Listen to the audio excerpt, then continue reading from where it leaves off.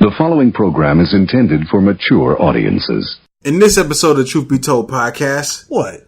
We introduce an entirely new format for the Trillions. We do? Yeah, we do. Oh my goodness. Kevin Hart catches an L. Nas and Nicki Minaj are bays. Really? Ugly Guy wants to make music of substance. Can it happen? And Andre 3000 stars in a new sci-fi movie. Plus we get music reviews from DJ Paul, The Cool Kids, and Wyclef Jean. Now, let's get into some artistic ignorance with Barry Ross and Infidel Castro. You dig. You're now listening to the Truth Be Told podcast from Trillmatic.com. Trillmatic.com.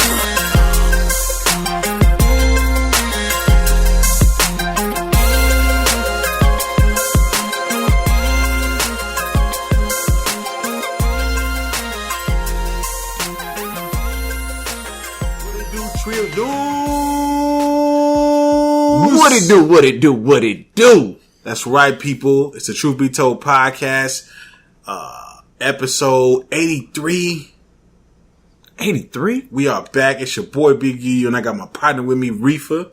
The Grim Reaper. That's right. One half of the Two Cold Click.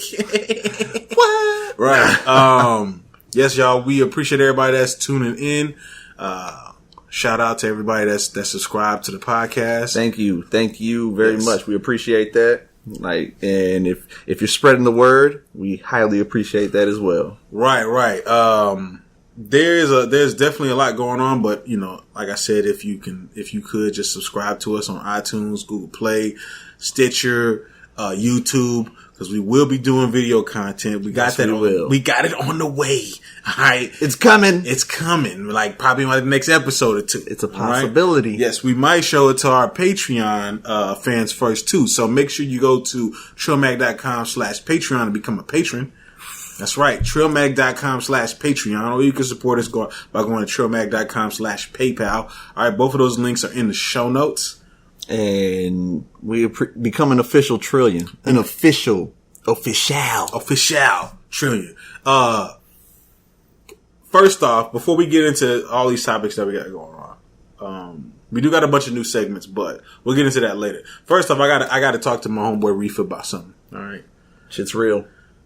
So I finally got through the seventh season of Walking Dead. And I got some things I got to say. It's about fucking time. I know. I got some things I got to say. All right, they put it on Netflix. I was gonna say they just put it on Netflix recently, so it's understandable that you finally did it because you're a binger. Right, I'm a binger. Okay, I binge watched the whole 7th season, and I gotta say some things, man. One, I think Negan is a great villain. I told you he's probably one of the greatest villains bestowed upon us on television networks. Okay, I'll take that. But let me tell you this, though. Without having to go to HBO and all those. You know what I'm saying? Right. There was one thing I didn't like about the whole shit. And maybe you can help me answer this. Go ahead. Why didn't anybody just fucking kill Negan? Just fucking kill him. Nobody liked him. It's fear. You talking about his own people, or you talking about his own people? Nobody fucking liked Negan. He just has that power and that charisma. Yeah, he has power. Jeffrey Dean Morgan. Okay, but why did nobody? Like everybody wants to kill this motherfucker. Yeah, everyone wants. But nobody was fucking killing this motherfucker. I know, it's crazy. Like, how hard is it? If you kill him, you just break the curse. Everybody, you can go home now. The only one who has nuts is Carl. Carl's the only one that really is like, why aren't we killing him? Yeah, there was a couple people that was like that too. Well, yeah, a few, but I mean, Carl acted. Somebody should have shot him in the fucking head. Well, Rosita acted. She shot the bat. She did shoot the bat. But you know what? In the comics, that's Carl. That does that? That does that when he hid in that truck and went and ended up killing a few of his guys. Right. At the compound. Right. At that part, and that scene, he ends up shooting Negan's bat. He misses him and shoots his bat. So they gave that to Rosita when it was really Carl's in the comic. So, they switch things around so you really don't know what to expect. Someone else's death might be someone else's scene might be someone else's, Right. They mix it up because if not, the comic fans would be a little upset about knowing everything to an extent. They've known to be happy, but at the same time, they spoil it all the time. Yeah, that's true. And they can't buy. I mean, yeah, they got to switch it. They got to give you a whole new story for for TV. But I mean, I don't know. I just felt like this went on for longer than it needed to because nobody would just fucking. You like Spencer's death? Which one was Spencer again? He's like, you got no guts. No, he caught it. He caught an L. There they go. They're inside you the whole time. He got that L. Yeah, I love that scene. I love that scene. But I mean, all in all, it was a good season. I don't like that one of my bays died in it. Sasha, I was kind of upset about that. She did it for the better. Yeah, she was hoping that when Negan, she knew Negan would open that coffin. When he opened it, she was hoping that she'd catch him off guard and just give him enough time. Fight him. And she gave him enough time. Yeah. Right. But all in all, man, it was a good season. Shiva. Yeah. We'll have to talk about this more later on. But. Possibly on another podcast we put together. We shall see. Now, we're going to get into these new segments, all right? The first segment is called Boom Trap, all right? Boom Trap. Kind of a play off of Boom Bap, all right? This is for all the new waves, the youngins, the youngsters. New age. This week in Boom Trap, your boys. That hasn't left. Jose Quavo and Travis Scott. Okay. It's coming out with a joint album.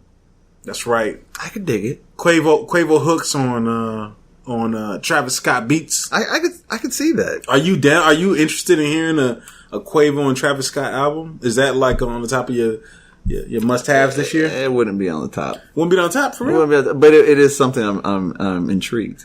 But I wouldn't put it on. This is on top of my list. It's on the top of your list? I mean, not the very top, but this is one of my top. I'm intrigued because I'm pretty sure that they will put something together that is very good. Like they ain't gonna fuck around. Travis Scott is good. Quavo is good. So they put them together. You're gonna get some good shit. You know what I'm saying? Right. Like it's definitely gonna be some good shit that I'm really interested in hearing. But it's not at the top of the list. I mean, give me Kendrick and J. Cole. That would be at top of the list. That is. But that's the difference right there. But for a lot of people, Quavo and Travis Scott is Kendrick and J. Cole. Yeah, it is theirs. Yeah, I feel you for the younger, for the boom trap. Yeah, for the boom trap. But I really want to hear it because I know that there's gonna be some hits on here. I know there's gonna be some fire. I know they've been working on shit since before because I remember hearing Travis Scott's album and they had a track on there. I think it was called The Other Side, which was actually a dope ass track. I really liked it. That was like one of the first tracks I liked on that album that it came out. I believe it was the Rodeo album. But so I'm actually interested. I don't think I've heard that album. You know, there's a lot you ain't heard. We try to get you up on game. There's a lot of those albums I didn't hear because I didn't have them at my fingertips. Speaking of duos, your boys, Lucifer or Lil Uzi Vert, and my boy, your boy, Playboi Carti. Magnolia. Mr. Magnolia. Mr. Magnolia himself. Yes, Playboi Carti and Lil Uzi Vert is coming out with a joint. Well, they're kind of hitting towards a joint mixtape album collab. Possibly be entitled 1629. Possibly being Lil Uzi Vert's 1600 block and Playboi Carti's 2900 block in Atlanta. Whereas Lil Uzi Vert's in Philly. It sounds about right. You think that's like do you think they're really gonna drop a project together? Well, I think that's what they're hinting at in a sense. By putting that together, that's what they mean. Right. Like, that's what they're getting at. Their neighborhood, their area. You know what I'm saying? But I don't know, it's possible. I mean, in this day and age, like at this time, what do we get? We get a lot of duos, like collaborations from people that, back in the day, you wouldn't get all these collaboration duo albums. Right. That wouldn't happen back in the day. You'd get features. But it was Method Man Redman. That was a given. That's a given. You know what I'm saying? That's a given. They were like the ones that kind of set off that whole... They did. That whole thing, right? Yeah, that duo... Right. But, and being separate rappers and then getting together with different styles. Yeah, exactly. Yeah. Shit, yeah, they probably were one of the I think originals. They were the originators of that, Method Man and Redman. And if we're wrong and you know about someone older than them, right. hit us up and let us know. Let us like correct us. Two powerhouses coming together for the first time. Yeah, I feel. Yeah, at least in our generation, that level, was that. Yeah, right. That definitely was that. Redman and Red and Meth, they had that dynamic. So I mean, everyone has kind of fed into that and like ran with it. You know, and this day, like these days, everyone's doing that now. So I mean, they birthed that, and why not get that? I mean, it's a smart thing to do. One, because you bring one fan base to the other. You share fans. Yeah. You share fans, and now you both got this big ass fan base. Oh yeah, you know what I'm saying. And then you also got the option to just making some dope that people probably haven't heard before. Yeah, there's some fans that probably have that possible. I mean, I wouldn't say that they never heard of the other, but there's some people that may not really be into the other, right? And by the person that they are into is working with the other, it's gonna maybe give them a different outlook. Give them a different outlook on that other artist, and maybe give them a chance to be a fan, or possibly just realize that at least together they got something. But do you think that Uzi Vert and Playboi Carti is going to make something fire compared to Quavo and Travis Scott? That's basically two sets of duo albums there. These are probably both not on your list at all. No, I would say I'm really interested in the Quavo and Travis Scott, but the Uzi Vert and Playboi Carti, not really your style. It is lower on the list, but but I will if they do drop one, I'll check it out just to see how it is, because I'll fuck with Playboi Carti because my nigga fucks with Playboi Carti, so I'll fucks with him just on his behalf, just to give him a chance. Lil Uzi Vert, you heard what we had to say on the review. Magnolia, baby. You gotta step it up a little bit, Lil Uzi Vert. Right. And if you're working with Playboi Carti, you definitely got to a little bit. Your boy.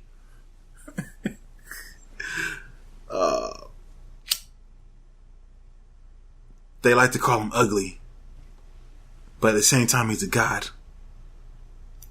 He's the god of the ugly. His name is Ugly God. He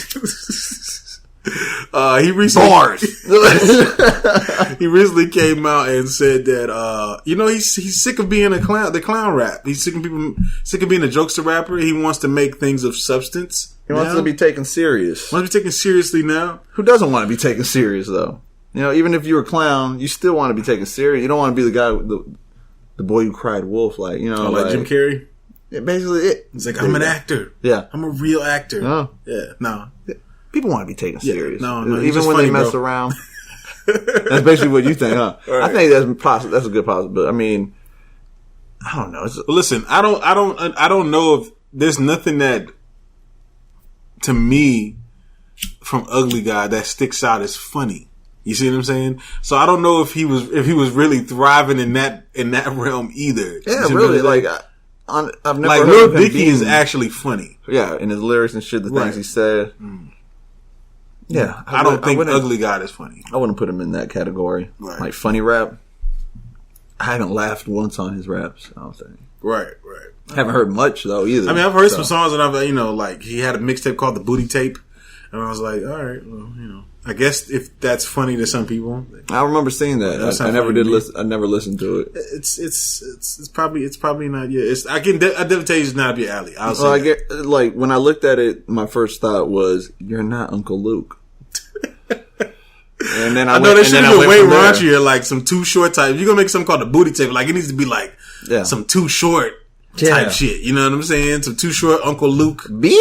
Akiyeli. You know what I'm saying? Yeah, that's the type of shit you should be. Yeah. He was just, I guess, clowning around. So I mean, I get on some Pimp C, some Chad Butler shit sometimes too. You gotta get nasty. Right. I mean, that's his thing. That's his thing. You know what I mean? Kodak Black is going to remix Cardi B's Bodak Yellow. Where it's kind of like Inception a little bit, because Cardi B kind of used Kodak Black's style to make Bodak Yellow. Pretty much, yeah. Now Kodak Black is doing a remix to Cardi B's Bodak Yellow, but he's not even using the style. Not using that style. He says, I'm going to do it different. Yeah. I'm going to play like a little clip right here. I ain't worried about it, that's old. You thought I was coming with my old flow. Kodak ain't gonna take no photo. I don't even pull up in the photo. I just hit the lit, hit the loto. I'm like smoking on JoJo. He was just posted up with Dodo. Now he getting slammed like a popo. thuggish, buggish, rugged shit. I can leave the streets, I love this shit. Never give a shit about a messy bitch. I ain't never take a risk for a pedalette. I'm in different heights and I'm going on the heights. Dead President John Kennedy. Dead President's pockets Mount Everest. When I step on the scene, it's a felony. Christian Louis Vuitton. These ain't Louis Vuittons.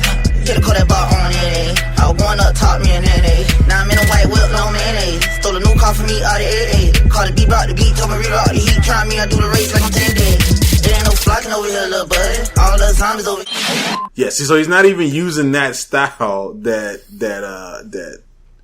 he originally used. Yeah, that he used, that Cardi B or used. that she used. Well, that she used off of him, kind of. Like, he kind of used it first, and then she kind of ran with that style. And then it worked for the track. Right. I mean, it's a number one. Yeah. I mean, Kodak Black is. I mean, I was talking to you about this before. I really think that he's gonna be like the replacement to Boosie. And now I know a lot of people are like, "Shut the fuck up, you don't know what you're talking about." But I honestly, I'm glad he said that for me because I didn't want to have to say it. You know? I didn't want to have to say it. But no, but like when I hear like some of his music, some of his newer music, it kind of gives off that Boosie vibe, like just the styles that he got and stuff. So yeah. You know, maybe not the same as far as substance and topics, but kind of a little bit if you listen to what he's saying. It's very Boosie. It's very Boosie-esque. Yeah, Boosie-esque. We'll say that. Yeah. Boosie-esque. Boosie-esque? Yeah, we should just come up with a little dictionary. You know, our words that we create right on air. The next segment. Respect your elders, or we'll whoop your ass. Put some respect on their names. All right. This is another new segment that we got. Is basically just gonna give you news from the legends, the people that we grew up with from our generation, the people who have paved the way for a lot of these artists that are out now. We're basically gonna touch on that so we can educate some of the youngins to respect their elders. You know, right? And the first on the list, your boy.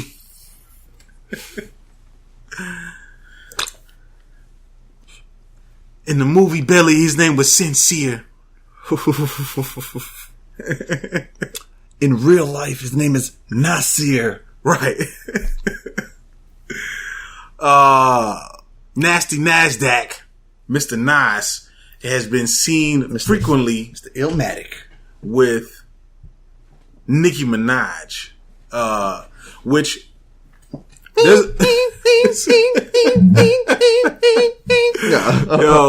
listen, the barbs are gonna come for our necks. All right, we can't disrespect Nicki Minaj. How do you know I was talking about Nicki? No, that's true. So if y'all been paying attention, Nas has definitely been seen kind of hugged up with Nicki Minaj recently, and I guess the main question is this a power couple? Is this the next Jay-Z and Beyonce? I feel like they kind of want to be on that level. Right. They're kind of hungry for that. Right. You know? I mean, Nas was with another artist. You think Nas is hungry for that? Or you think he was with Khalees at one point. Yeah, but Khalees was never like... She was never a top. She wasn't like... Top tier. Yeah. You know, like Nicki Minaj is like up there. She's up there. She's like in a different category as Beyonce, but she's up there also. Like, so yeah, I mean, it's definitely... I can see that... They're moving in on being a power couple. Right. And being a duo, being that Nas and Jay-Z are cool now, you know, and we want an album from them. Hey, every king needs a queen. But yeah, exactly. So do we want an album from them? I want an album from Nas and Jay-Z together. Oh, okay. I thought you were talking about Nas and Nicki Minaj. No, hell no. I'd be like, talking about Nas all right, bro. That's on my top. Hell, fuck no. That's bottom. That's over. That's over. Playboi Carti and Uzi Vert project. No, actually, that wouldn't be over that. Damn, man, not even Nas can pull. Not even Nas, but not that duo. Right. I mean, what do you?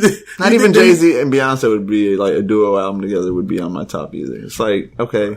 Y'all just they've made some nice tracks together, but they definitely have. I ain't shitting on any of that. I mean, that Shining song is like a pretty nice, ass track. But or even like the Drunken Love, that was actually a good track too. It just wouldn't be on my top. Right. Well, I mean, I don't know what Nas and Nicki Minaj had planned. How how serious they are. Do you think Nas is gonna ghostwrite some lyrics for Nicki? We will definitely notice if all of a sudden she starts spitting some Illmatic shit. Like if she if she starts storytelling like Nas, you know what I'm saying? But she's the thing, because I believe that Nas could ghostwrite her in her style and make it better. Because you know Nas, he definitely could. Did you know Nas ghost wrote the Fresh Prince? He ghost wrote Fresh Prince's Big Willie style album. Parts of that album, a couple songs on that album. So you know he could play it down to whatever he needs to play. This is why some people be like, "Why do you like the Fresh Prince album?" I'm like, "Dog, because I listened to the lyrics. These lyrics in here was dope." It's because Nas was writing some of those fucking lyrics, y'all. That's why. All right. And he's a big Willie style fan. Get the fuck out of here. He gets jiggy with it. Nah, but like, I don't know. He started with nah. Look at that. Immediately. Catching him. Right. But I mean, I don't know. Hopefully Nas doesn't make the wrong choice again. We're hoping that you got your head on tight, Nas. You don't get caught up in a bunch of drama. Yeah, hopefully it's not y'all just doing it just to be a power couple. Right. If y'all really have love in the air, then good for y'all. Y'all find that in each other. But we shall see what comes to be in the future with this. But as of now, good luck. Your boy. I'm going to charge $700 for an AIDS pill. Martin Shkreli, pharmaceutical nightmare on Elm Street. Asshole by nature. This is like one guy that like everybody like fucking hates at the same time. Whether you're a conservative or you're a Democrat, Republican, or you're a fucking liberal. If you know how to hate, if you know how to hate, you hate this man. Whatever it is, people don't like this guy. And he was the only guy.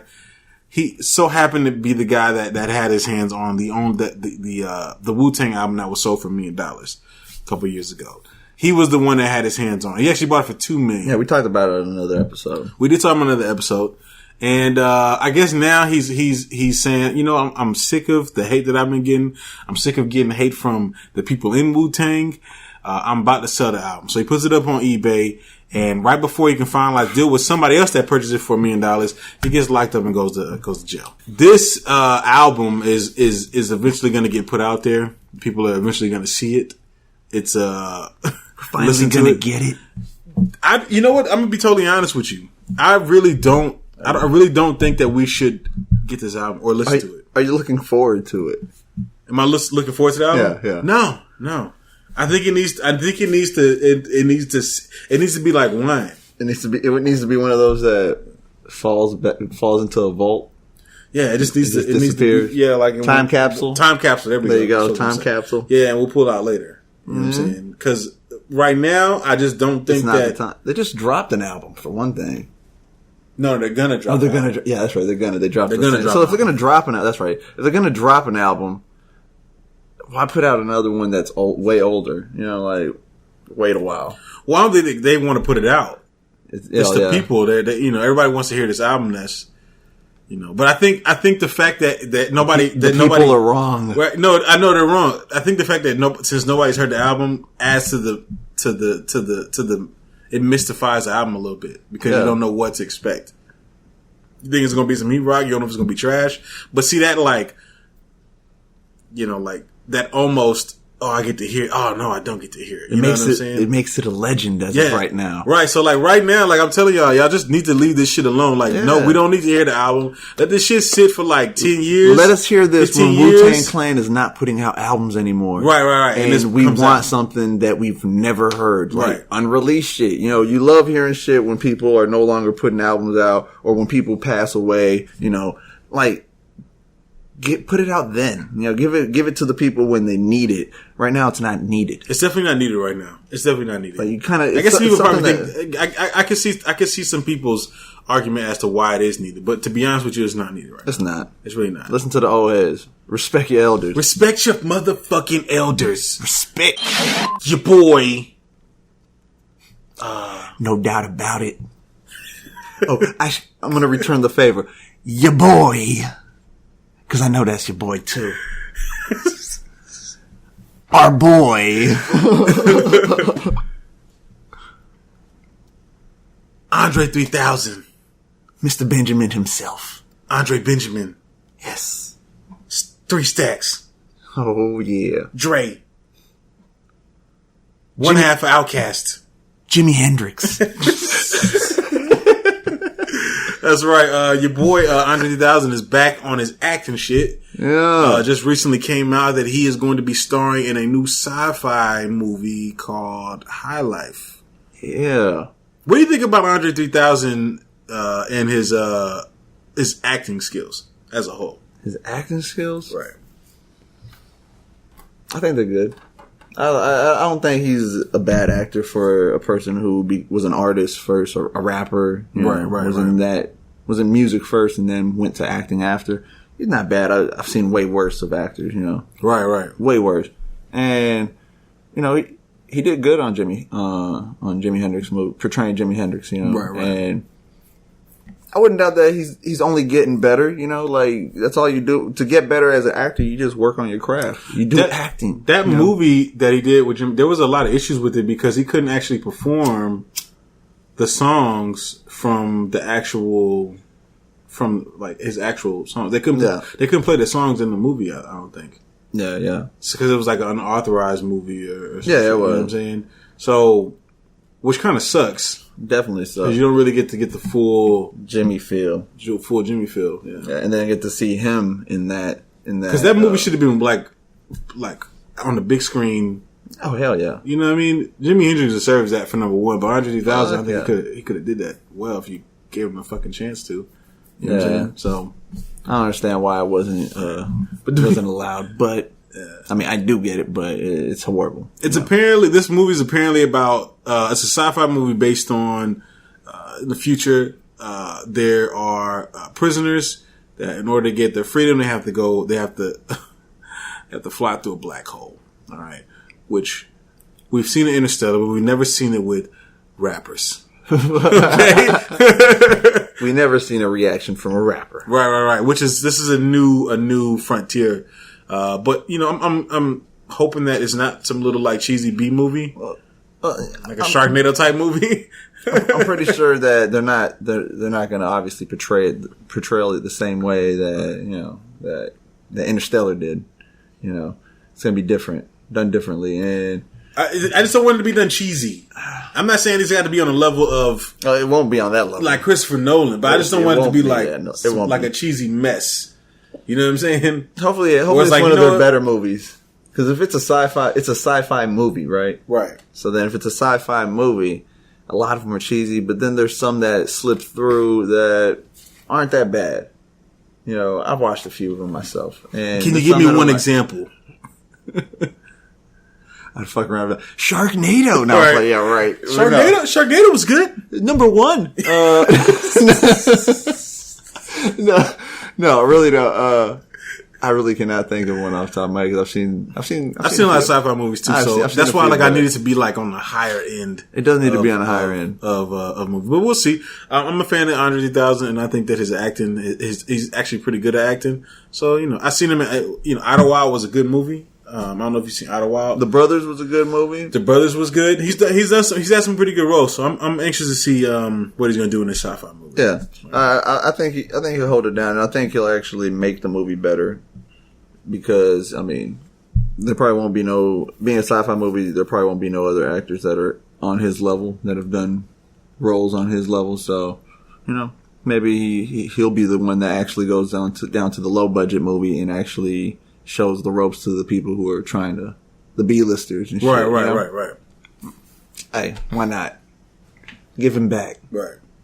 Shout out to Andre. Keep doing what you're doing, but we want more music. Right, that's what we really want. All we want is more album. Music. All this acting shit is for the birds. We want fucking music. Can you do a sci-fi music album? Okay, where you're traveling to a black hole?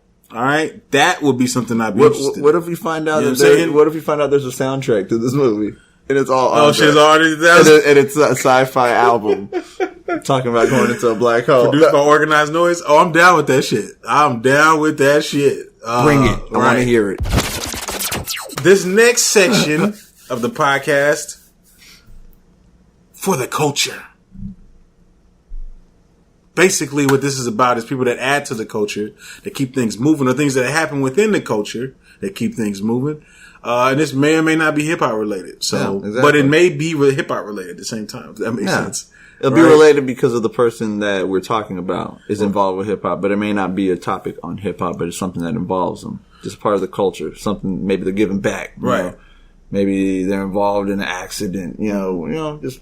Yeah. We're just going to present things to you that's for the culture. And something that's relevant of this moment, of this week, Right. And in this week, we got a couple things that's pretty relevant that's going on right now. Yeah. This one is hip hop related. We spoke about Cardi B a little bit earlier, but your girl, Cardi B, is on her way to number one. And I'm telling you right now, congrats. She has to go number one for the culture. Congrats. She recently basically put up a video on Twitter, I believe, of Janet Jackson performing at one of her shows, and her basically cutting to Cardi B's song, Bodak Yellow. Bodak Yellow, soon to be number one. Yeah.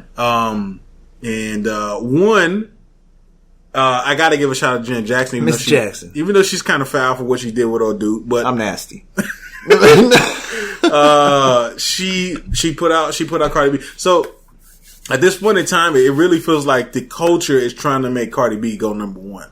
I really think that it's in the pocket for her. That is good looking on her behalf. Oh yeah, that's a boost. That is a boost. That's a boost. You got Janet Jackson. She keeps on getting these. Listen, Cardi is getting these fucking alley oops, man. You know what I'm saying? I wonder if some of these people are tired of seeing Nicki like nonstop, just on, and they're like, we need more substance, more variety. You're gonna be starting something. Yeah, we hey. And you know what? The thing is, it can't just be one. We need more. Right. You know, how many male hip hop artists we have?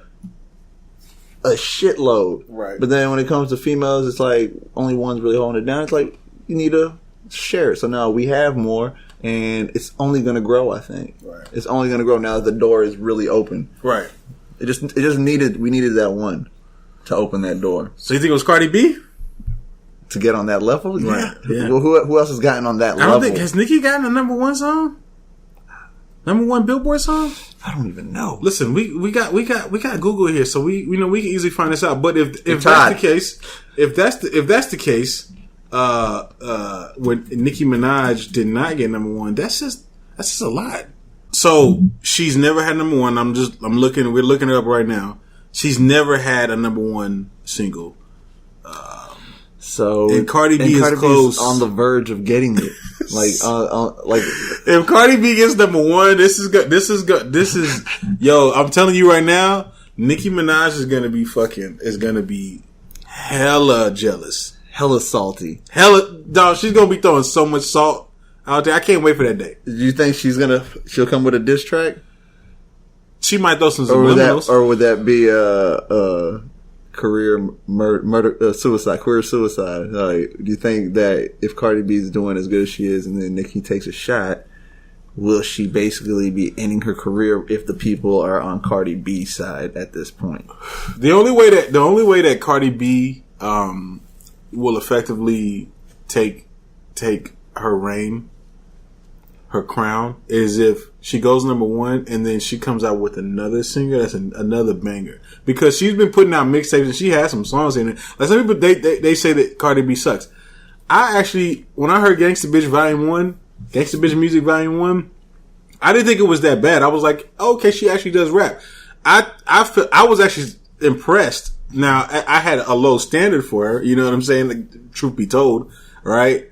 But I was actually impressed. I was actually impressed by her. You know what I'm saying? Yeah. So, if she does come out with a follow up, I seen on Twitter tweet this probably like a couple weeks ago that she has her next big single already ready to go, and I'm pretty sure it's gonna come out around the time she drops her album next month. It has to be heat too to follow up Bodak Yellow. You have to come with heat, right? You have to. It has to be another Billboard top charter, at least in the top 10.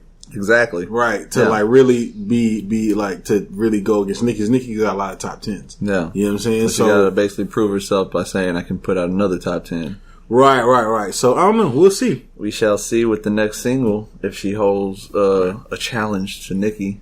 But no, regardless of that challenge to Nicki, the door's open and we're going to get more female artists though. Right. So I'm happy about that because we need more female artists because there's plenty out there that can hold their own and really do shit, you know what I'm saying? Right. And it's going to give more light to the female artists that are already out there, like Young M.A. and shit, you know?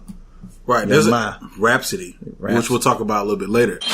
Another thing that happened this week, this past weekend, your boy, Childish Gambino, a.k.a. he's not going by that name no more. He's probably just going to go by Donald. He's going to go by Child. I see somebody tweet out the only Donald we acknowledge is Donald Glover, like the whole, the only Christopher we acknowledge is Wallace. Hey, he can go with Donald Glover. I mean, right. He's known as Donald Glover. The Donald. Are we gonna call him the Donald? He's a better the Donald than the Donald that people think that is the Donald. This is the Donald 3.0. Yeah. So you skip 2.0, just went straight to 3.0. Yeah. Higher level. Yes, the Donald, aka Donald Glover, has won 2 Emmys. Not one, but 2 Emmys. Okay. And is also the first. He's the first black man. Black person Yeah, that's right. Win an Emmy for directing a comedy. No. And then he was also outstanding lead actor. On a TV show, which is one, I mean, it's great. 2, I did not know that we didn't have a black director directing comedy. And people say, we don't need, people say, it's just politically correct and liberal media is trying to push this agenda out. But it's like, dog, it's 2017. We've never had anybody that's won a comedy, directing a comedy season. Nobody's ever won that before. Yeah, this is the first time. It's 2017. That's crazy. You know what I'm saying? That is crazy. It's mind blowing to think that because I was just like, the first? That's what I'm thinking. I'm like, really? The first? Like, really?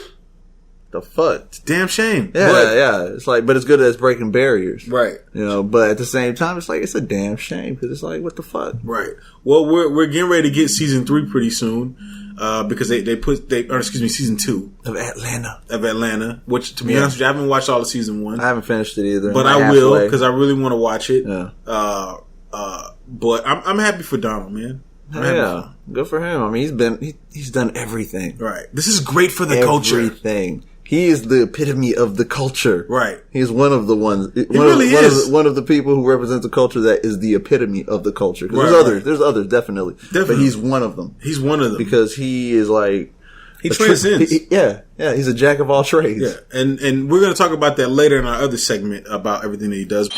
This week, some people caught some L's. This is going to be dropping L bombs. This is going to be somebody who caught an L, but this is also still for the culture. Your boy. Does it have to be my boy if he's catching the L? Listen, he's everybody's boy. But he caught an L. So it's all of our L. It's all of ours. That's all of our L's. We received this L together. In a sense. The culture received an L. But the culture received an L. Your boy Kevin Hart. Kevin. Oh, Kevin. Kevin! Like fucking... Kevin! Kevin! Oh shit, that was perfect. Shit, bro. Perfect. Kevin Hart is caught up.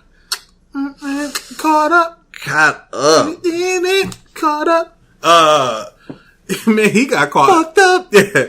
Listen, y'all. Kevin Hart got caught in one of the worst situations you could possibly get caught in as a celebrity. For those of y'all that don't know, Kevin Hart, recently there was some issues going around that said he was cheating because he was in the car talking to a chick. I don't know if he was kissing, I don't know if he was fucking. You know what I'm saying? To me, it didn't like he was doing anything, so I was like, all right, stop this madness. Talking and conversating. Yeah. He could have been just been talking and conversating. Yeah. You know what I'm saying? But he could have been a little flirty too. Yeah, you couldn't see and you couldn't hear, so who knows? Right. But that was all thrown out the window when he came on Instagram and he basically apologized. We're gonna play that clip for you right now. I'm at a place in my life where I feel like I have a target on my back, and because of that, I should make smart decisions. And recently, I didn't. I'm not perfect. I'm not going to sit up here and say that I am or claim to be in any way, shape, or form. And I made a bad error in judgment and put myself in an environment where only bad things can happen, and they did. And in doing that, I know that I'm going to hurt the people closest to me, who I've talked to and apologized to, being my wife and my kids. And I just, it's a shitty moment. It's a shitty moment when you know you're wrong, and there's no excuses for your wrong behavior. At the end of the day, man, I just simply got to do better. But I'm not going to also allow a person to have financial gain off of my mistakes. And in this particular situation, that's what was attempted. I said I'd rather fess up to my mistakes. Yeah, so he confessed, and a lot of people didn't really know what he was confessing, okay? So what he was basically confessing was that he pretty much cheated. He was getting extorted. Infidelity. Infidel Castro. You need Dr. Phil. See, today, what we're doing is talking to Kevin. Right. And he basically got caught up, and then, but he was basically trying to stop this bad PR from happening by trying to get ahead of it, and which he did to an extent. But the sex tape recently came out, and yeah, I mean we don't really see Kevin having sex with the girl. Scandalous. But she sets up a camera. It's definitely implied, very much implied that it was Kevin Hart. You see him cheeks. early. You hear him. You see him earlier. You know he's there. The camera's still in the same position. And the camera can't run forever. So within the time that the camera's rolling, someone gets knocked down, and apparently it was Kevin doing it. Yeah. And then they try to get him for it. And then he, instead of giving him the money, like $10 million, they were trying to get him for 8 figures. 8 figures. What? And instead of paying up, he was like, "I'll just confess. I'll come out and say that." Now he's got a pregnant wife at home.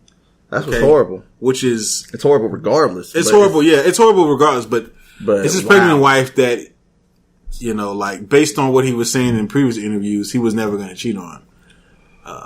But there's a part of me that's like, all right, because she hasn't came out and said anything. She's been real hush about it. They even tried to talk to her. TMZ tried to I think it was TMZ or maybe she's it was probably really company. hurt and don't even want to talk about that shit. Well, okay, so she's catching the worst of the L's because she has to deal with it, and she has nothing to do with it. It's just someone that she's with that is catching the L, and now she has to suffer. Right.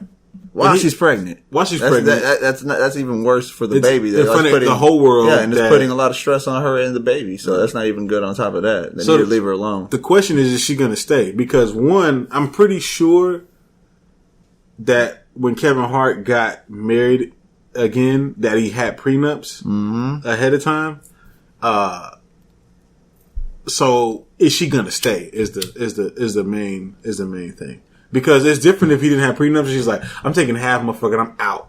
You know what I'm saying? I'm pretty sure he's probably got prenups. It's like, you're not going to take it. Regardless, she'll get that child support. If she leaves it, that doesn't take away from that. And if she's hurt enough, if she ain't about that forgiveness, on that level, then she'll probably leave him just collect that child support, which will probably still be a fat chunk on his. Think about how much he has to pay. She can live off of that. Yeah. She probably if she don't want to be, she can still live off of that, off child support. But well off of that. Baby and her be good. Right. And probably better off on that note because, the way he acted after he got caught up that first time, then he was talking on his wife or his pregnant, fiance. Right. And then he still does that shit and gets caught up. It's like, do you think he's not going to do it again? He's a dude that's always in those situations. Right. And he puts himself in them situations. You can't be, the only way you can do that is if you're because there's a lot of people that are out there that are famous that are like, listen, I'm gonna fuck other bitches from time to time. You got to deal with that. And there's some people that's like, all right, I'll deal with that. You know what I'm saying? And that's, but I'm coming home to you. Right. What? If you're rich, what I'm saying is if you're rich and you got all this, like Drake. Some females will be down with that. So that's what I'm saying. Okay, Drake, for example, right? Drake could probably marry a chick and let her know, ahead of time before they get married. Listen, I'm going to fuck that chick from time to time. You got to be down with it. And I got prenup, so we can't ruin me. No. All right. I'm pretty sure that there's some shit like that. But I'll take care of you. Yeah, but I'll take care of you. I'll take care of everything. You'll be good. You're gonna live the good life. There's some people that are cool with that. There's some. There's people that do that. There's people that do it with people that ain't got money. But you know what I'm saying? But are you respecting yourself? No. I mean, at the same time, I'm not saying it's right. Yeah, but it's like, yeah. You know, if you got money, you got power, you got fame. Some people you can do whatever you want to do. Some people can get away with it. Yeah, right? some people can get away with that because, like, who's the breadwinner? Who's making the money? Right. Yeah. You gonna leave me? Where you gonna go? You're gonna throw this life away. That's probably how these fucking dickheads be talking. Eating the filet mignon, right? Lobster and shrimp, steaks for days. You gonna leave this yacht? I named the yacht after you. You're gonna leave Alfred? He's the butler. He makes your food. You're gonna have to make your own food now. He folds your clothes. Shit. He does everything. He would have wiped your ass if you would have. No. Oh yeah, man. We can't be laughing off of Nico's suffering. So hopefully they get that squared away over there. Really though, she should leave his ass, collect that money off of that child support. It's up to her. But hey, to respect yourself, like if you ain't about that and you hate, do you think you really gotta keep a short leash on that? Right. If you really gotta be in his business at all times, if you want to keep an eye on him, because you're never there at all times. And hey, Kevin Hart, you put yourself in a horrible position. Speaking of Dr. Phil, your girl, Bad Bobby. Cash me outside about that. Danielle Bergoli. Yes. So this chick, this little girl. Oh my God, I can't stop laughing. This girl just fucking signed to fucking Atlantic Records. Keep in mind, this is the same label that Wale's currently on, and Lupe Fiasco was on, and T.I. was on this fucking label too, and countless others that have been signed to Atlantic Records. Do we even want to talk about this? Listen, okay, so the last thing we were talking about was Kevin Hart catching the L. Yeah, that's right. These are the L's. This is the actual whole culture catching the L. Oh my God. By letting this, by letting this in. Okay, so listen. Oh my God. She went on Dr. Phil. She acted ignorant. Alright? Which is crazy because when you talk about like black kids, Hispanic kids, any other kids, right? When they act ignorant like that, they get looked down upon. Okay? Yeah. But I will say this. Okay? Whoever is her people, her business manager, whatever, they hired a PR company or whoever. I don't know who they hired. They've done a hell of a job. But they've done a hell of a job to get her from Dr. Phil, acting ignorant on Dr. Phil, running up the memes, and building a fucking career off of this shit. Yeah. And now she just had a song that debuted at number 77 on the Billboard 100. The fuck? What the fuck? What in the fuck? What is going on? I'm sorry for yelling. I yelled. I'm sorry. I'm gonna tell you right now. Okay, this is the last fucking time we're gonna talk about Bergoli or Bad Bobby. Broccoli. Okay, I'm not gonna lie to you. I'm doing this for the hits right now, so make sure you subscribe on YouTube. Make sure you fucking subscribe to the podcast because you've seen it, whatever, right? But I'm telling you right now, we're not talking about this stuff for no more. No more. All right. This is it. For what? Why? No more fame from us. I feel bad that we're already talking about it. Yeah, that's why I said, why should we talk about it? Because it's like, but we're talking about the L. We're talking about the culture taking an L. Okay, because we're not glorifying this in any way. We're not. I can't believe it. But you know what? Oh my God. You guys did this. You're gonna get what's coming to you. All right. You know what's gonna happen? She's gonna go fucking number 1. All right. And y'all gonna be like, how the fuck this happened? You all let this happen. You're watching her videos. You're streaming her songs. Stop immediately. Stop streaming her songs. Don't go listen. Don't even show someone to show them how horrible it is. Don't even tell them that. Don't do that either because she's gonna get her paid. Don't go putting up her video on YouTube so you can leave a fucking shitty ass comment on there. It's just gonna make her bigger, bro. And you know what? She's gonna hate us, and we don't give a fuck. I don't. She's 14 years old. Why would I give a fuck? I don't give a fuck either, man. You know what I'm saying? I wouldn't give a fuck if she was older. But no, for real though. Whoever her team, shout out to her team though. Yeah. Her team worked it. I can't be mad at that. Her team worked that shit. They did it the right way. Right. They got her in the door. Right. So, I mean, and you know what? That's who you want if you're trying to get on. That's who the fuck you want. You better find out who she hired because you need to fucking hire them too. You know what I'm saying? Because obviously that is who can get you in the door off of what she had. She's only 14. Imagine when she turns like 20, 25. Do you think we're still going to be having to go through hearing her at that age? Bro, let me tell you something. I think she's going to be a fucking star. Mega star. I think so too. And that's what sucks about the whole shit. I'm telling you to stop and don't, and you know what? You're probably still going to. We're adding to it right now. We don't even realize we're literally creating this monster right now. Yeah. And she's going to be a star. She's going to have people writing the music. We should just cut in the middle of us talking about it. Right, and just delete this whole shit. Literally, we should during this conversation, we're gonna all of a sudden at some point. It could be right now. It could be earlier while we were talking, or it could be a little later. We're gonna just fade to black like The Sopranos. It's just gonna cut off in the middle of a word, and that's what we're gonna do. And you're not even gonna hear what I'm telling you right now because we're gonna probably do it before this. But that's what we're gonna do at some point. I think we should do that, and then explain that we cut like The Sopranos talking about. That's probably what we should do. We're gonna cut it from right here and move on to the next segment. Artistic ignorance. Our creation. That's our tagline. That is our fucking tagline. That's our tagline. So artistic ignorance. We catch one of you motherfuckers out here trying to catch shit. And if you see someone else saying that on their shit, punch them in the face. And if you're not in their vicinity, send us to their link or send us to who they are. This is what you do. Put them in their place. You'll see them on video. Get your phone out. If you see them in person, take a tomato and throw it at their face and get it recorded and we'll put it up. We'll put it up. Yeah, we'll put it up on our shit. Yeah. Shout out to y'all. Shout out to the real trends out there. Yeah. But yes, about that life. Artistic ignorance is another segment on here that's basically people that embody the whole culture. They respect their elders because they have the spirit of the elders within them. Yeah. But they're also boom trapped because they're fresh, they're new. It's everything that we're standing for. Right. It's everything that we care about, that we think is dope, that we think is ill. Things that will stand the test of time. Right. For the most part, a lot of these will mostly stand the test of time because they understand. They know their history as artists, and they also embrace the new age.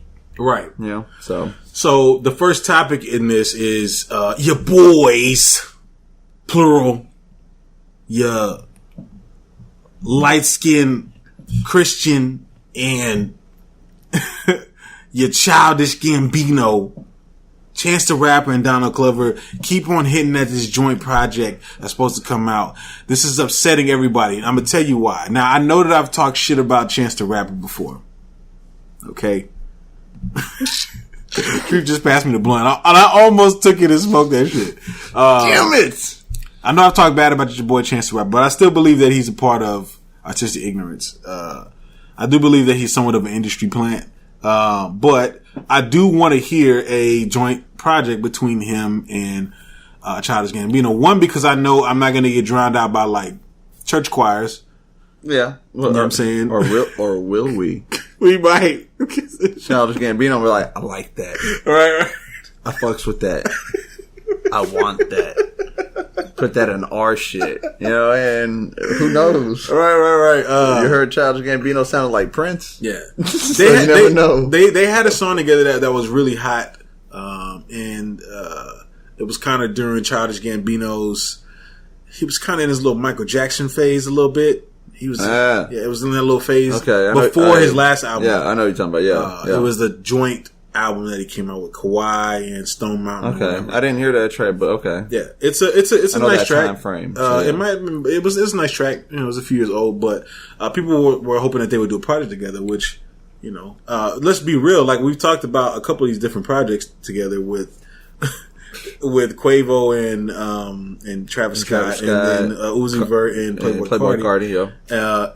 Why not get a Chance the Rapper and Donald Glover? Why not get a Kendrick Lamar and J. Cole? No. I don't understand. Why not do this? Yes, Glover came out and recently said, listen, I know that people want us to do it, and if I don't do it, some people are going to be mad at us, so we're probably going to do it. All right, cool. Get it fucking done. Just fucking do it. Don't talk about it. Right. Be about it. God. Jesus. My goodness. Right. But we're interested in hearing that project, man. Let's do it. Another thing that we recently found out is that, and this kind of comes back to people that respect the elders and like that culture aspect. So when Kendrick Lamar was first speaking with Top from Top Dog, he had to prove himself. And the guy didn't believe that Kendrick was the real deal, and he made Kendrick rap. And Kendrick Lamar rapped for an hour straight. An hour straight. That's a long ass time to rap. You know how? Oh my goodness! How hungry you got to be? How hungry you got to be, and how much you basically have to just keep thinking. As an artist, you got to respect that. To rap an hour straight, my goodness, you are constantly just, and you're trying not to repeat yourself. You know, you're trying to think of different shit, and I mean, you can't. That's hard work, right? But there. if you love it that much, man, you know, I mean, think about it. That's why he is where he is right now. Hell yeah, you know what I'm saying? Hell yeah. That's like, you know, like Michael Phelps, and he's like, well, I want to be a swimmer. It's like, all right, you want to be a swimmer? Well, swim like 100 laps. You know what I'm saying? Yeah. And he swam 100 laps. Those type of people are the people off that days at the pool swimming, right? Just going. Yeah. Those type of people are the people that usually end up being the greatest. Michael Jordan would just shoot all the time. Yeah. You know what I'm saying? And getting the shit right. I mean, you got to put in that work. And Kendrick put in that work. And he also proved himself in front of Eminem too. Eminem. I mean, Kendrick shows up with his boys, right? And Eminem's like, "Nah, I invited you, right? Get everybody the fuck out. They ain't allowed in, right? They're not allowed in, right? You can come in. I want to hear you. I want to." He's like, I want to make sure that you ain't got no ghostwriters. He wanted to make sure that he didn't have any ghostwriters. Yeah. But here's the thing, though: the fact that Eminem is doing this, is Eminem a little nervous? Is he a little nervous? Like, wait a minute, this kid's way too good. Hold up, let me make sure these can't be real. This can't be real. Yeah, he didn't have ghostwriters, so he passed your test. No, I don't think he was nervous. I think he was impressed, like highly impressed, and was just like, I think he was impressed after, but I think he was kind of like, is this kid better than me? Same time, he probably thought, you're not on our level yet. You can't bring your entourage yet. Right. You're not superstar status. Your entourage is not allowed. I didn't invite them. I invited you. I want to meet you. Wait a minute. I'm not meeting your friends for signings and all this other shit. Eminem's probably, I'm tired of that. You know. Right. Well, let's think about this. What kind of asshole does Eminem have to be to not go based off of Dr. Dre's cosign? That wasn't enough. That wasn't enough for Eminem. It's true. It wasn't enough for Eminem. Eminem was like, nah, I don't believe it. I still don't believe it. You know what I'm saying?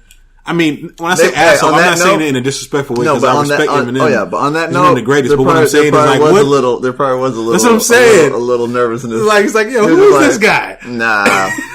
It's like, who do you think you're raining on? Right. Hold up. I know Dr. Dre said you're good, but I don't believe it. I believe it when I see it. You gotta go through my test. You understand what I went through? Right, you gotta go through some shit. I'm gonna put you through some shit because I had to go through some shit. Right. You know? Yeah. Either way, he proved himself. He did prove himself. So look where he is. Shout out to Kendrick Lamar because shout out. There's none as much as like people, you know, like Drake. He's a bigger artist. J. Cole is big in his own right. There's a lot of rappers out there, and a lot of rappers will. I mean, of course, there's some people out there that's like, nah, I'm better than Kendrick. But for the most part, people look at Kendrick and say, I can't do that shit. You know what I'm saying? I can't do that. Now you have to respect that. Yeah, I mean that Kendrick's another, without being actor and all that stuff, but just related to music, to hip hop, artistic ignorance. He's definitely one of the pillars of artistic ignorance. Yeah, another person that's on their way into artistic ignorance levels. They're on their way. They're not there yet. They have potential. Your girl. Yeah. Should I say your girl? Should I say your bae? I prefer your girl. Your bae. Oh God! If I would have said I prefer your bae, you still would have said your bae. I know, right? No, not your bae. Your boo. I'd prefer that. No baes. Your girl, her name is Rhapsody. Yeah. She is about to release her new album this Friday. We are gonna review it. Okay. She recently signed Rock Nation, based off, I think, a joint venture with her and Ninth Wonder's label. Yeah. She's been kind of on the underground scene for a while. She has bars. She has lyrics. She has wordplay. She's crafty. She's intelligent. She has some complex lines. She has substance. She's a beast. She is a beast. And we haven't really seen her full, her in her full zone yet. You know what I'm saying? This is going to be the first time that we've seen her heightened level, everything that she needs to make it happen, to make the album that she wants to make. Because I know Rock Nation isn't like just dicking around. You know what I'm saying? Like, I know Jay-Z is like, look, we're going to make sure you got what you need to be the best you can be. And I believe that she's going to make her best music to date. Yeah. Well, see, that's what I was talking about earlier with doors being open. Right. The doors are open. Everyone knows the doors are open. They're going to jump on this shit. You think that's because of Cardi B though? It's a possibility because No. Do you think it was Remy Ma, the beginning of the? No, Rhapsody was She was already. I know she was on to Pimp a Butterfly. So this is before Remy Ma had the hit, and this is before Cardi B had the hit. Now she was known before that by like real hip hop heads like myself. Yeah, we knew about Rhapsody before To Pimp a Butterfly. Yeah, but a lot of people got wind of her for the first time on To Pimp a Butterfly. Yeah, right. But she had already been putting in work before that. Cardi B and Remy Ma aren't doing anything for her. You know what I'm saying? Especially because she doesn't even fit in their same category. Yeah, not at all. Right. And then for Jay-Z to come out and say, I'm going to sign her, you know, based off of whatever, maybe that was. So it's just coincidence timing of just all that stuff happening. But it's great timing though. It's just great timing because I'm looking at it as now eyes are looking at, or there's doors open for more female artists to be heard. Right. And not just focused on one female. There's a lot of female. I don't know what it is about the female artist genre. Yeah. The female artists that they don't shine as hard. I know this is a male dominated industry, but I do believe there's some females out there that are really dope. Hell yeah. But you know what I really think is going to take in order for the female aspect to like really like pop off, to be like to the point where it's like, well, like men are starting to get mad. Right, that's the point. That's where you have to get it to in order for it to be popping, to where men are mad. Well, do you think men were mad in the 90s when females had? No, but I don't. But I'm saying like, I think that in order for it to really pop, to like have real true weight, it's got to make men mad, right? It's got to be men like, I'm sick of all these female rappers. That's when you know that it's fucking popping. Will it get there? Oh yeah. Oh yeah. Is it on its way? Yeah. It just happened to be this time. I think that in order for it to happen, though, I think women have to be just as much of a fan. There's more women that are fans of like male artists than there are of women of female artists. Yeah, and I think that women have to support some of these women. That's what I believe, and I believe at that point, then it'll really pop off. Yeah. It's like if women supported WNBA. Yeah, that's true. If women came out and like supported like they support everything else, like makeup and all the other shit, like a lot of women are supporting. There's more females that support NBA than WNBA. That's what I'm saying. Well, that's because that's where they can pull those guys. You can't really pull women in WNBA, so they don't care. But if women go and supported that, like women just came out in droves and supported WNBA, that shit would be popping. There's women that's supporting the hell out of Rihanna's Fenty makeup line right now. They're going crazy over that. If that same shit was applied to like the WNBA or female rap, that shit would be popping. Hell yeah. You know what I'm saying? But it doesn't. It doesn't. But it only applies to a certain few. Right. Shout out to Rhapsody though. I'm a big fan. I'm gonna push Riffa onto you because Riffa hasn't really heard too much from you. Not too much. But. Yeah, we're interested. We're going to definitely review this album. This is going to be Sharif's first time hearing it, so we'll see how that goes. Time for the reviews. The reviews. It's time. It's time. Your boy. Your Haitian voodoo. Your Fuji La La. Mr. Wyclef Jean Van Damme. Carnival 3 came out with the Carnival 3 album, and I was like, "True, we should review this one." I made a grave mistake. Because as I listened, I thought, "Is he sure?" I made a grave mistake, and I'm gonna tell you why I made a grave mistake, guys. But we're gonna still review this album anyways. Yeah. I know Wyclef is not an and it dawned on me when I started listening to it, after we decided we were going to review this one, that Wyclef isn't really a hip-hop artist. I mean, he has that aspect in him. It's in there. Right. But it's not the only, it's like one piece of like 8 different pieces. And it's not even a huge he's a part puzzle. of it. Yeah. Right. But he is a part of the hip-hop community. Yeah, he's a part of the culture though. Right, he's a part of the culture. He did a lot for it in the 90s with the Fugees and whatnot. Did a lot for it. He did a lot for Lauryn Hill. He did a lot just on his own throughout the culture, features, he did a lot. I recently, probably maybe a year or two ago, I remember hearing, I think it was Wyclef that said that Young Thug was the greatest artist of this generation. Wyclef said that, and I was like, why would he say that? This is like a couple years ago, before I started really listening to Young Thug. How much did I just miss? I fainted when you said that. How much did I just miss? Well, I'm gonna tell you what I deduced. That first track, he's doing a hook, and it sounds exactly like Young Thug. To be honest with you, I think Young Thug probably wrote it. I think he probably performed it, possibility. And Wyclef just took it and ran with it.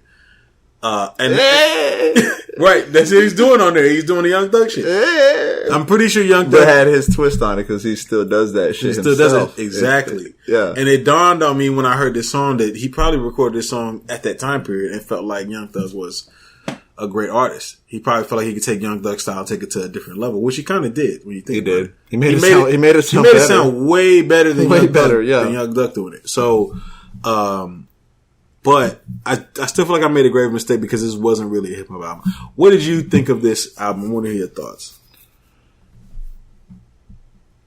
Based that it really wasn't a hip hop album, so I couldn't really look at it that way. I'm listening to it, and it's it has, like you said, the aspects to it. There is hip hop in there, and he has other artists that spit on there as well, and and that also shows you how he does. He didn't have big mainstream artists. He had just people that he's putting on. But it had big mainstream sound.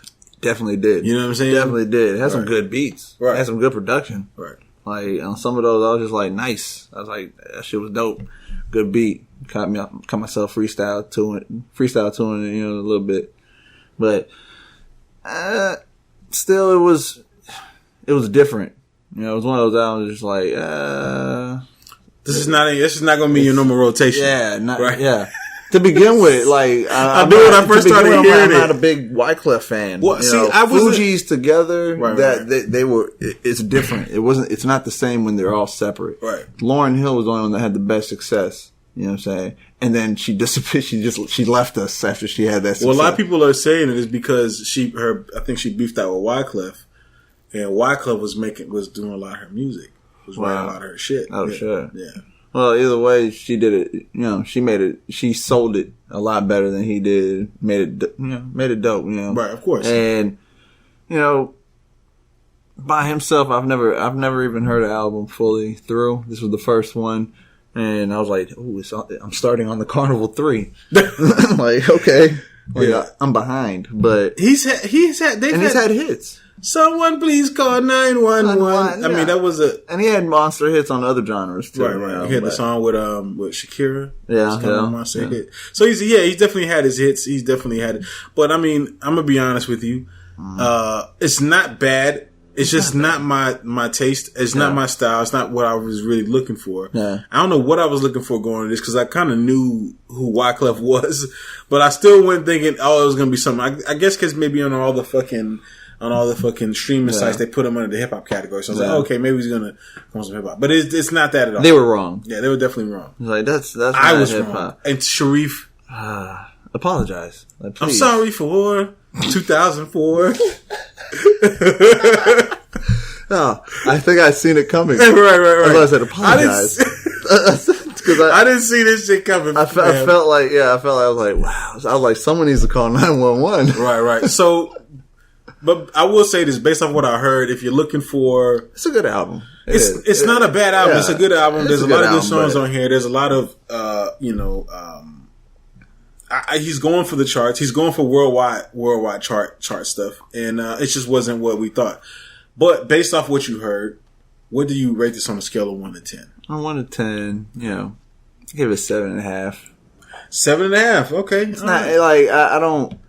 I was thinking 7, but I'll give him 7.5 because it really ain't that bad. And there was a few tracks that I I'd listen to him again just because he really had a good beat. And good vibes. Good vibe, yeah. He had a song there that was directed towards. When I heard it, I was like, who needs to hear this? He spit some real shit on at times too. Right. There's a song, I forget what the name of the song is, but he's on there. He's singing and stuff, and I'm like, damn, who really needs this? Like, young people need to hear this song. I think it was about like seeing your name on the blimp or something. I can't remember. Yeah, that was a dope track right there. Yeah, I liked it. I was thinking, I was like, I don't really need to hear this. Yeah, right? I didn't need to because I already believe in myself. But the kids need to hear this, and that's the first thing that came to my head was like, you know what? This isn't something bad that you want to play that shit around your kids. Yeah, right. I give it a 7.5 too. Well, yeah, It was good, but it just wasn't hip hop. Yeah, it wasn't my thing, really. Wasn't really my thing. But I understand what he was doing, where he was going, because it's Wyclef. I don't expect him, honestly, to be on just a hip hop level only. It started off that way. It did. I was like, okay. So I was thinking, that's why at first I was like, nice, but then when I got to the rest, I was like, apologies are due. Why am I hearing? I'm sorry. Okay. No, but all in all, keep doing what you do, Wyclef, because I know what you're doing because you're on a different level. There's a positive message in there. Yeah. Wyclef is a grown ass man. Yeah. He's making what he wants, and he's making shit that's basically made for the world stage. And you know what? Shout out to him. And I hope he hits that world stage again. I hope this shit does monster. Yeah, hell yeah. I hope it does good. I hope a lot of people take it in and really embrace this album and really put Wyclef back up on there. You know what I'm saying? Because it's a good album for that type of feel. You know, for that people that are looking for that. Go check it out if you're into that. Right. Honestly, because you might be listening to this, but you might be a person that listens to all music. So go ahead and check it out. It's right up your alley. Sharif's boy. That scares me. Sharif's Memphis Bizoy. I ain't scared no more. DJ Paul. The Calm. The KLM. He is the king of Memphis. The king of Memphis. Yeah. The king of Memphis. Yes, that is what he holds, that title. Right. Yes, he has released his album. What was his album called? It's an album. There's a mixtape that accompanies it. It's Underground Volume 17 for the summer. Right. And it's not his first time doing this. It's almost like a tribute to his old school Underground 17 for the summer. He came out with an old album like that, and he's kind of doing it again. But kind of it's not remastering the album. It's basically redoing, just making it a new album. Right. And dope. Right. One of his classic albums. Probably one of his best albums, old school albums, solo albums. For anybody that's a fan of 3 6 Mafia, you're definitely going to get that sound that you've been missing listening to this project from DJ Paul. Oh, yeah. You're going to get that feel. Right. I want to hear your take a little bit on what you've heard. Okay. Because I know DJ Paul on a certain level, right? To an extent, I know DJ Paul too. I've listened to a lot of DJ Paul. I probably haven't listened to as much DJ Paul as you have, but I've heard the mixtape and I've heard a large portion of the album, and there was definitely songs on there. Yeah, it's actually, not to interrupt, but it's like the next of his old album, because the old school one was Underground Volume 16 for the summer. This is the next. Right. 17. That's what it is. Because I thought it was the same, but I was like, nah, it is back one. I had to double check. Right. DJ Paul sounds like how he's always sounded. Yeah. You know what I'm saying? It sounds like he hasn't really lost a step. Sounds like he's still making the stuff that 3-6 Mafia has been known for. Oh yeah. The dark, the gritty, the that style that a lot of people, they've influenced a lot of people. Oh, they did. They did influence a lot of people, whether people acknowledge it or not. A lot of people don't acknowledge it, but they've influenced a lot of people. When I hear like some of these new guys, even on the audio playlist, the first song, it kind of had that 3-6 feel to it. It did. It had that feel.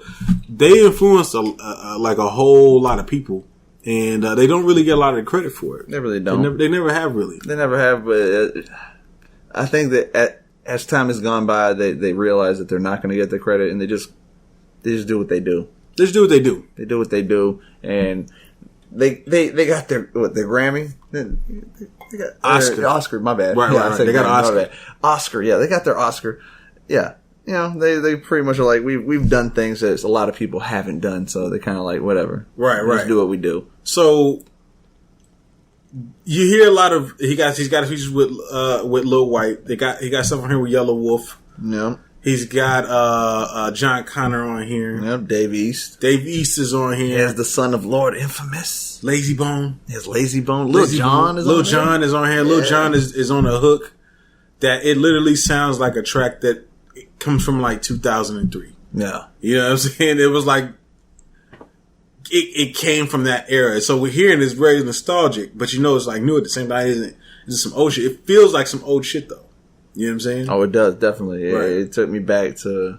but every time I hear a DJ Paul album, I get that feeling. You get that feeling, I get that feeling because he's kept it, like he said, he hasn't missed a step, and he's been consistent with coming out with that music for his fans. Like, his fans want that, he gives it to them. And he hasn't, like, changed like to where he's like, well, I gotta change because everything else is changing. Are you trying to throw a shot at Juicy J right now? I'm not shooting a shot at Juicy J, but DJ Paul has kept it more 3-6 than Juicy J has. Juicy J comes back to it. Right. He does shit like 3-6 Mafia style, and he even comes back for features here and there, but he doesn't keep whole albums to that feel. It's not the same like it was, They need to get back to producing music together. And it's that production at the same time. If Juicy J had the production that he used to have, he probably would sound the same almost. Right. Some of the things he does, but it's also the production that makes him sound different. Right. So I don't take nothing away from Juicy J. He's doing the same thing also, but it doesn't sound the same without the production that he's known for from 3-6 Mafia. Right. Well, I think Juicy J adds an element to the 3-6 Mafia sound, and DJ Paul adds an element, and you can hear DJ Paul's element like 100% loud and clear, and it sounds more like the original 3-6 stuff. Oh yeah. But there's things that like that Juicy J offers, as far as like style or. There's just certain sounds that coincide with this sound to make an even better sound. You know what I'm saying? Yeah. In my personal opinion. But I guess all in all, man, it was a dope album. Like I said, it's nostalgic. Yeah. There's a lot of hard hitting tracks on there. There's a lot of tracks on there that make you just want to get fucked up.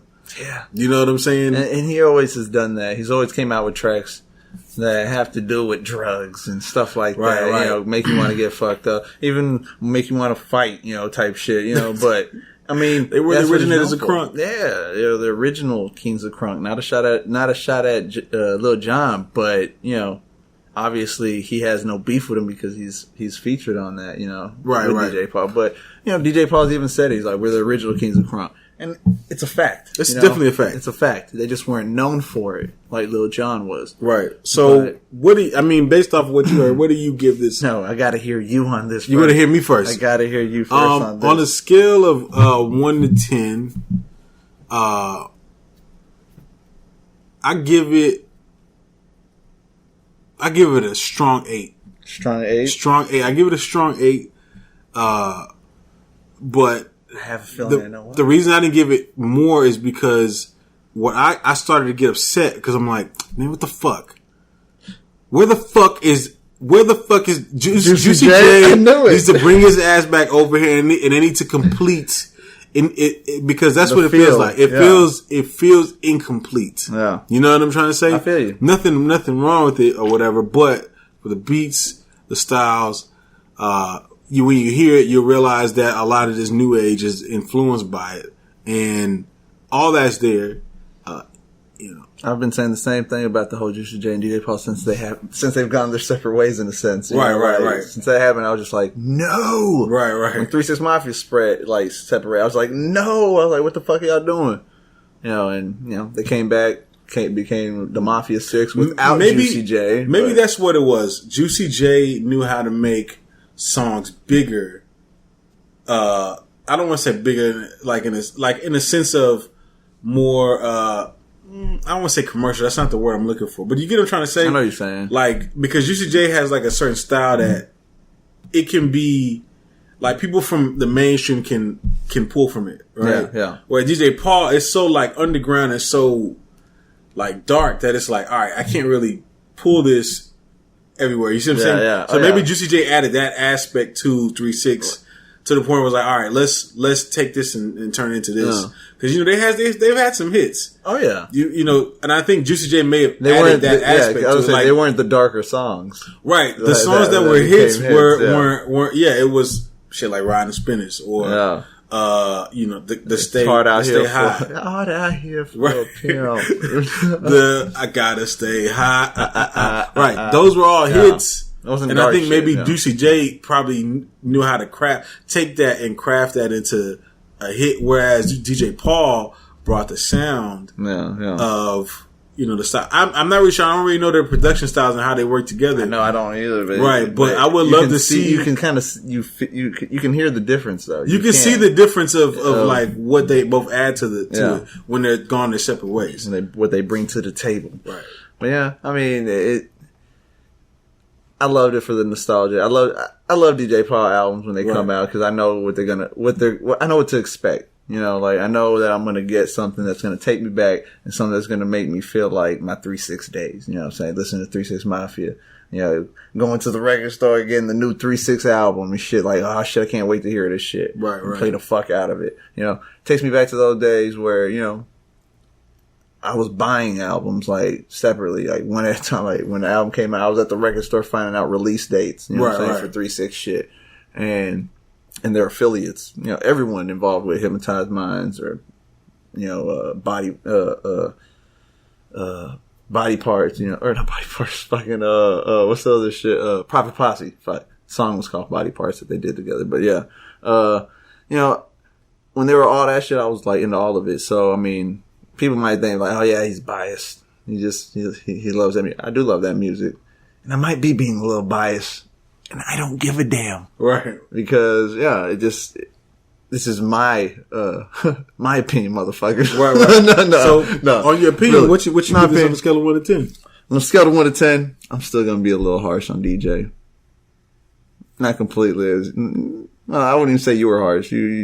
I can understand. I see where you're coming from, but I gave it an 8.5. 8.5, okay. I wanted to give it a 9, a 9.5, but I've been saying it for years. Like I said, that's the reason he doesn't get in the 9s because there's still that missing quality that he had when it was 3 6 or when it was him and Juicy J. As it's just duo. a little small missing piece there. You know what I'm saying? Yeah. Not to knock DJ Paul. I love it. No, it's not knocking DJ Paul. Album. It's not knocking Juicy J either. Not at Juicy all. J has his down points too. No. But there's definitely like something that they can do that they do together. Yeah. That you're just not gonna get anywhere else. And it's the same with Outkast. It's the same with the Neptunes. They went their separate ways. Mm-hmm. You can, there's always one that's gonna be a little bit bigger than the other, of course. Oh, yeah. But when they're together though, you can never get that sound. Yeah, you can't. The other, you can't duplicate that. Your boys. Yeah. They're not hot. They're not warm. They're not lukewarm.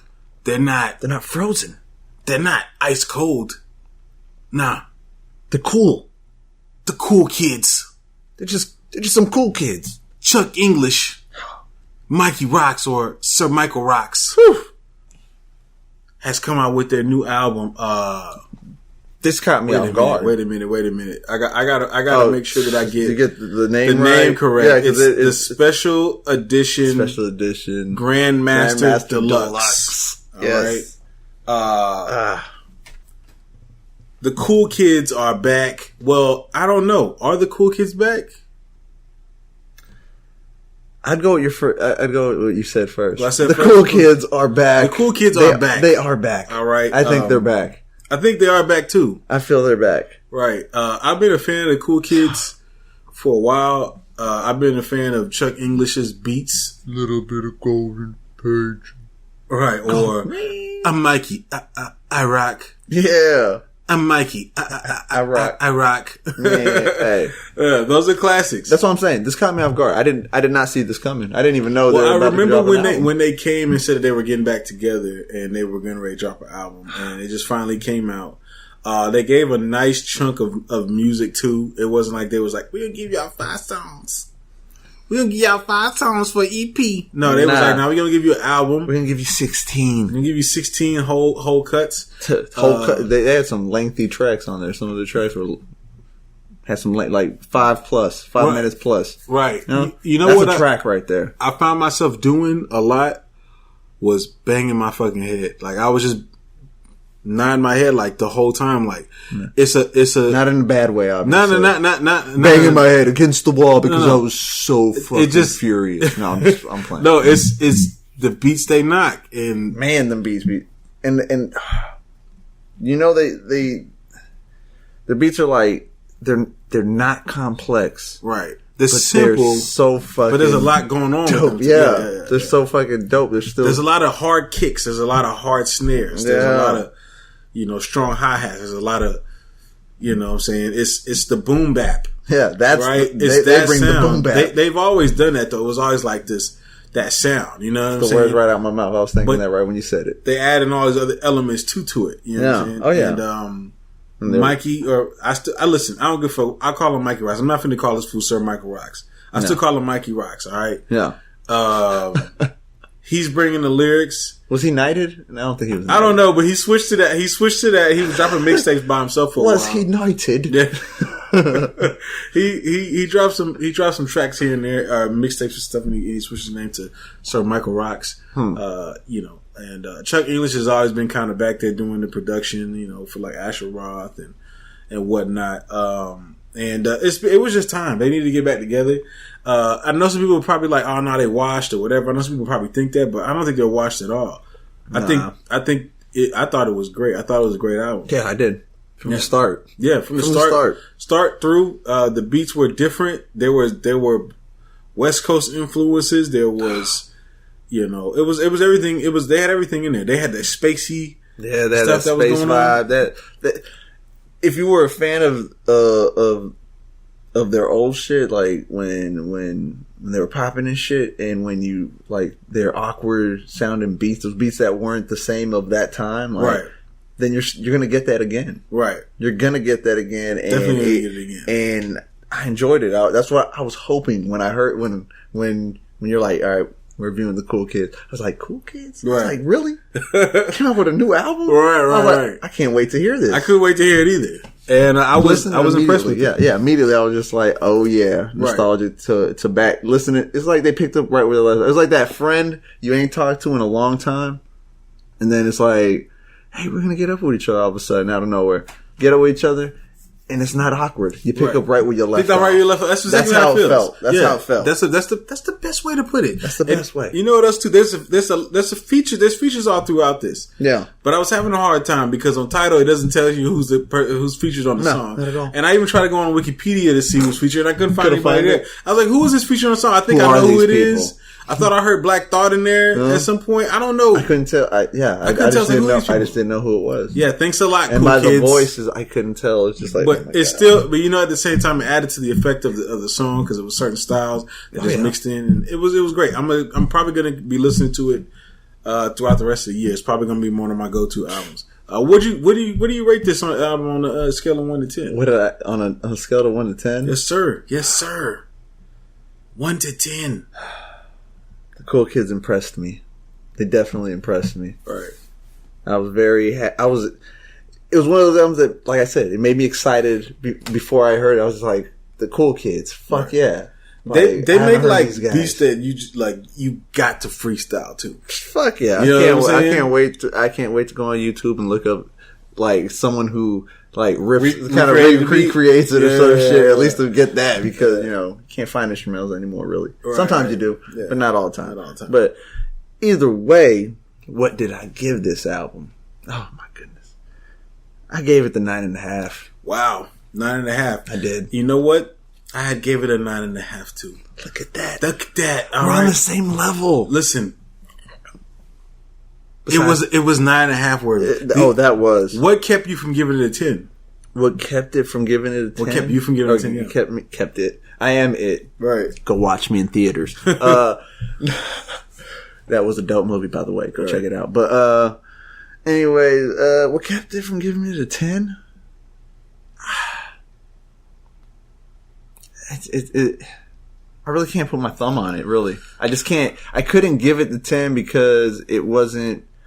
I would have to say maybe near the end, it slipped a little from the beginning. Right. The end slipped a little from the beginning, but it still wasn't bad. It wasn't bad, but it wasn't as strong as the beginning. It didn't. Of course. It didn't start off the way it started, and I wanted it to start and stay strong. And it was only the very end that kind of slipped off. And it wasn't really a bad slip off. Like I said, it still got the 9.5. Right. But that's what kept it from getting the 10 for me. I say what probably what kept me from giving it a 10 was I felt like there should have been features on here from artists that we don't normally get, but they're kind of from that era. Right? Yeah. That were maybe around that era. Okay. So I like your. There was some. I like your explanation better than mine. Right. But like that they came up in. They came up from the MySpace era. Yeah. They were like one of the first like MySpace artists that were kind of out there and doing their thing. They were like one of the first internet. Like kind of somewhat sensations. You know what I'm saying? And there's a lot of people that around from like 2008, 2009 era. You know what I'm saying? Like I would have loved to hear maybe Kid Cudi on a track, or maybe Currency, or you know what I'm saying, just people like that. That's from the era. You know what I'm saying? Yeah. Just kind of rocking with them, and some people that keep that vibe at themselves. Right. Just feel like the fun of rap, because I know that there's some people that could have came. They could have had Donald Glover on there. Right. Yeah. Well, I mean, they're not as big. It's a little harder to get in touch. But listen, if it's people out here, But the thing is, they still got the 9.5. They still got the 9.5. This is definitely a solid fucking album. Solid beats. It's everything you want in a Cool Kids album. And it's still playthrough worthy. Don't take me saying that the end it didn't fall off like if it sounds like I'm saying it got shitty. You know what? It never got shitty. No, it never got shitty at all. One track that I liked is where they kind of recreated the lap dance. Yes. Yeah. Yes, bro. Yeah. When I heard that song, was it Break Your Legs? Right. I think that's what it was. I think it was Break Your Legs. Man. And I was like, damn, where did I know this from? And I'm like, oh, baby, you want me? Oh, you can get this lap dance here for free. Yeah, I was like, oh shit. I liked how they did that shit. Right, that was like nice. Right. Yeah, shout out to the Cool Kids, man. We see you. We see you, fam. And I like the names of the tracks too. Right. Yeah. The tracks was definitely the name of the tracks, like they didn't necessarily say it, you know, but it's dope. The song meant to you, like it pretty much had meaning. I think that's Sir Michael Rock's doing that, man. Yeah, you know what I'm saying? Yeah. Hey, you said you wouldn't call him that. And you did. I know I did. And I had to do it because he deserves the respect. But yeah, man, we are at the end of the podcast. Yes, we are. Thank you, Trillions. We hope that you enjoyed it. We hope that you guys are enjoying the new format. We're going to definitely be a lot tighter. Yes. Next episode, we'll get better with that. But we definitely have a format with segments now, so we hope that you guys enjoy that. We hope that you guys will support us on Patreon. We got a couple people that's about to support us on there, so make sure you go to trillmag.com/Patreon. Okay, that's PATREON. Also, you can support us at trillmag.com/PayPal. Look out for a new podcast cover right? Oh man, Coming in a couple weeks. It's coming. It's coming. It's It's coming. definitely coming. And we appreciate everybody. Make sure you subscribe on iTunes. Leave a 5-star review from us. Get the notifications on anything, anywhere you're listening to us. Hit the notification so you can be on the alert when we drop shit. Right. Also, I told you we wasn't gonna put this out. We did record a little bit of video, Oh my god! the only way you'll be able to catch some of that video is if you become a patron on Patreon. Become a patron. Because we're going to put it on the Patreon account. So you got to go to trailmag.com/Patreon. You got to become a patron. We make sure your little 2-3 minute clip of us on there only. All right? Yeah. That's right. That's right. That's right. You actually get to see who you're listening to. Right. But the cover might actually help you with that too. Right. And also, if you're a fan of podcasts, please go check out Becky Saltzman podcast. We may actually upload. I think we should upload I'm probably going to upload the episode to the feed as a bonus. Yeah, you should. You know, like a... There you go. You'll get to see us right there. Right. And then you should subscribe, become a patron, and get extra footage. I'm going to upload the video to our YouTube channel. Try to find a video, upload it to our YouTube channel. Going to. So make sure you subscribe so you can get this video first from us at Podcast Movement doing a notification an episode with Becky Saltzman. Hit the Taco Bell button. We'll upload the audio directly onto the podcast feed. It may not come this week. It may not come this month. It may come early next month. We'll see based on what space we got left on our podcast hosting. Really, no. But we're definitely gonna let y'all hear this, man. You know what I'm saying? So we appreciate everybody's support. Thank you very much. We appreciate it, and y'all be safe out there. Right, definitely. And we gonna be up out this thing. No saying. Don't come back. Deuces. Chill. Thanks for listening to the Truth Be Told podcast. Be sure to subscribe and log on to Trillmatic.com for the latest in underground music, film, fashion, and more.